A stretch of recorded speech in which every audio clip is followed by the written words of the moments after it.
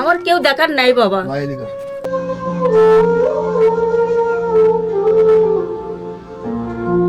আসসালামু আলাইকুম এভরিওয়ান। আজকে আমরা একজন পরিবারের মুখে হাসি ফোটানোর চেষ্টা করব যার সন্তান নেই, নিরস সন্তান। চলুন যাওয়া যাক। আজকে ফুল প্যাকেজ বাজার নিয়ে আমরা তার বাড়িতে হাজির।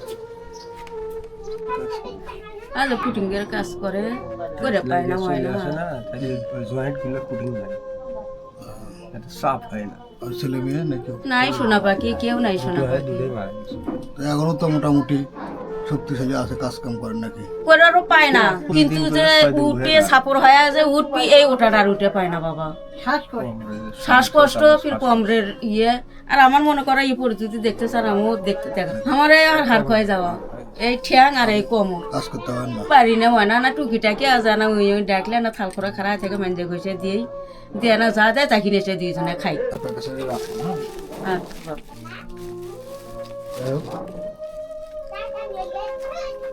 আর মনে হচ্ছে আপনাদের কেউ নাই, চাচা মোটামুটি এখনো কাজ করেই তো সংসার চালাচ্ছে নাকি? পারে না, 2 দিন 3 দিন যদি করে তাহলে আর দিত 1 মাস 2 মাস আর উঠতেই পারে না বিছানা থেকে।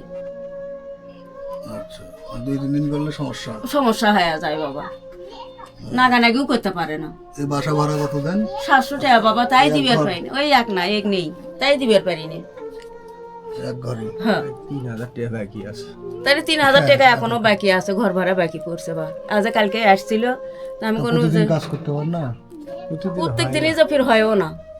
2-4 দিন হয়, যদি এক না করে 4 দিন হয় তখন 10 দিন বসে থাকা। 10 দিন বসে থাকা না। আপনি যদি ছোটখাটো ব্যবসার দোকানপাট করে দেওয়ার ব্যবস্থা করে দেওয়া হয় তাহলে কি সেটা আপনার ভালো হবে না? হ্যাঁ আল্লাহর রহমতে তো আলো করে খাবার পাই বাবা, বসে থাকে তাহলে হয়তো না ইয়ে করে পাবেন। হ্যাঁ যাই হোক, দর্শক, আমরা এই চাচার চাচির কথা শুনলাম। দেখতে মনে হচ্ছে সুস্থ, আসলে সুস্থ নয়। সুস্থ নয়।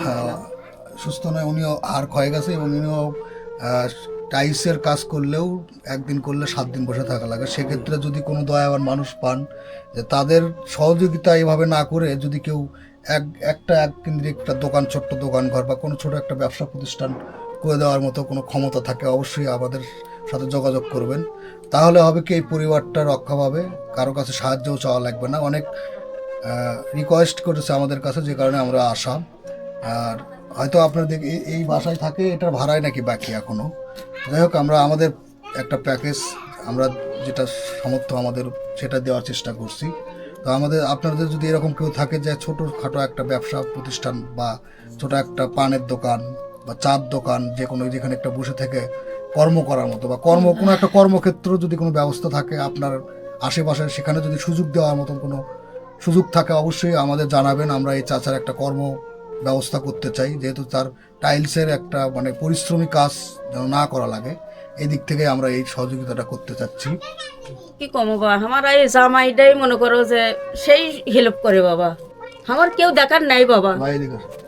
এই জামাই আমার সব। যাই হোক, বিদ্যুৎ ভাইয়ের মাধ্যমে, বিদ্যুৎ ভাই আমাদের পুরান একজন স্বেচ্ছাসেবক মানুষ। তিনি ওটাই আমার বেটা। রক্তদান থেকে শুরু করে বিভিন্ন মানে স্বেচ্ছাসেবক যত কাজ কর্মকাণ্ড বিদ্যুৎ ভাই দেখা যায়। বিদ্যুৎ ভাইয়ের মাধ্যমে আপনার কাছে আসা, যেহেতু উনি আরো কিছু আমাদের বলছিল, কিন্তু আমাদের মানে যেটুকু সামর্থ্য সেটুকুই আমরা চেষ্টা করছি। আল্লাহ তোমাকে ভালো থুক মানে যেটুকু আমাদের সামর্থ্য সেটাই আমরা চেষ্টা করছি।